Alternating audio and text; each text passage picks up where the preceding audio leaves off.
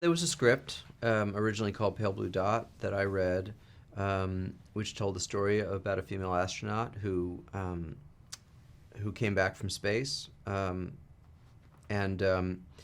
and began to have what I guess we would call an existential crisis. You know, she had worked so hard to get up there, and that now that she had come back, she was starting to look at her life really for the first time and go, you know, is this what is? Isn't there more to life than this? And I think it's a common thing that people experience. And so we don't have many films that start in space but are dramas, and that appealed to me. It's a very visual story to tell, but it's also a very internal story to tell, and so I was attracted to it for those reasons.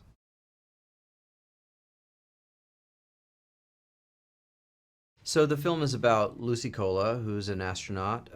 Who, when we meet her, she is in space on a shuttle mission, and she comes back to Earth, and she is changed by that experience, and she wants to get back up there. She wants to get on the next mission, and as the film goes on, she's increasingly desperate to make it onto the next mission, and she meets a fellow astronaut who has been up, and the two of them make a connection because you know, very few people have been up there and experienced what they've experienced, and those feelings get confused, and an affair begins between them, and that begins Lucy's unraveling. She begins to make decisions that are more and more questionable, and ultimately she's taken off the next mission, and things spiral from there.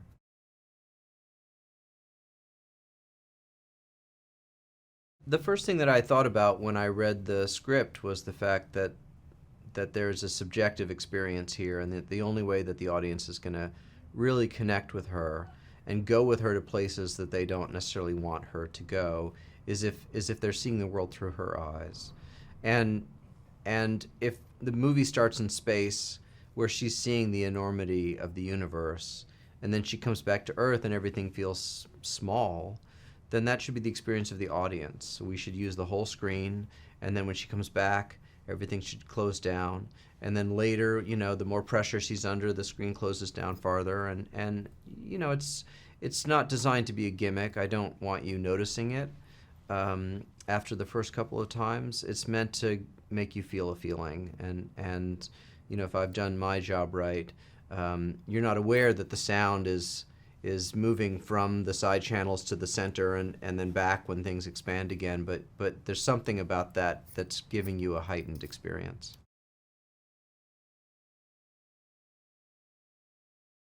I'm a firm believer that the more we can do practically, the better, but obviously we can't go into space, and the reality of the underwater training sequence is that to build a spacesuit that she could actually go underwater in would cost $1 million, and this is an independent film, and so there had to be a combination of practical work and visual effects work.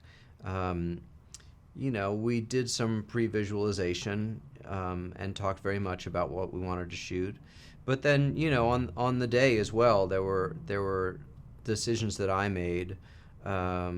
That helped us enormously in the end. For example, you know, she's lowered into the water, you know, on this elevator basically, and so you see her submerge. And we hadn't planned on it, but I thought, well, let's you know, we'll lock the camera and we'll put the helmet in front of the camera and we'll lower that. And then Natalie was kind enough to allow me to put her in front of the camera and lower her so that she went underwater. And then later, when her helmet is full of water, we were actually able to have her interacting with the water and put her inside of the helmet.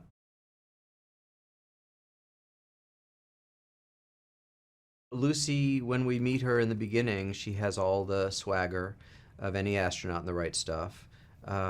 She is an overachiever. She's never failed at anything in her life. She's never come in second at anything in her life. And when she comes back from space, all she wants is to go back up. And you know what really appealed to me about working with Natalie was, you know, I've seen Natalie play characters who go through a psychological decline before, but they're usually very tightly wound, type A people, and this was a very different character. This is, an American hero with confidence and swagger, who has never really asked the question why. She's always asked the astronaut questions of how, what, where, when, and that struggle of why, like, well, why this life? Why, what are we doing here on this earth? I think those questions begin an existential crisis for her, that ends up, in a very damaging place, but for which, in the end, she is richer.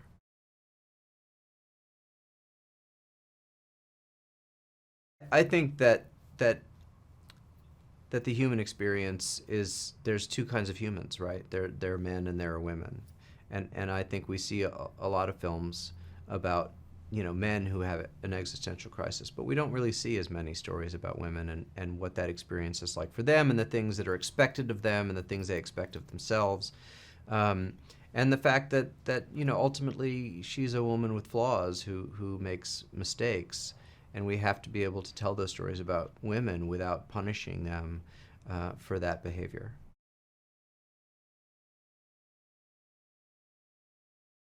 Well, this movie was inspired by a tabloid story, and my hope is that what people realize is that behind every tabloid story are human beings with dignity who have made mistakes, and that by returning them their dignity, we understand that these stories are tragedies. They're not there for our entertainment or our amusement. These people have felt real pain, and yes, they've made mistakes, but who among us hasn't?